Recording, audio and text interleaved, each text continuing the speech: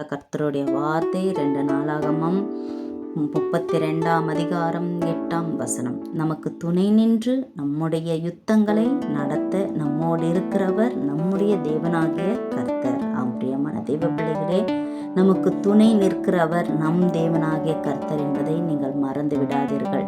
பாருங்க, நீங்கள் பயப்படாதிருங்கள், நான் உன்னோடே கூட இருக்கிறேன், நான் உனக்கு துணை நிற்கிறேன் என்று மற்றவர்கள் யாரும் சொல்ல முடியாது. ஆனால் கர்த்தர் சொல்லுகிறார், நான் உனக்கு துணை நிற்பேன் என்று.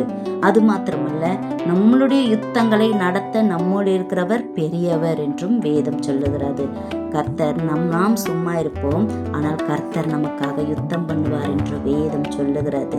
நீங்கள் சும்மா இருப்பீர்கள், கர்த்தர் உங்களுக்காக வழக்காடுவார், உங்களுக்காக யுத்தம் செய்வார்.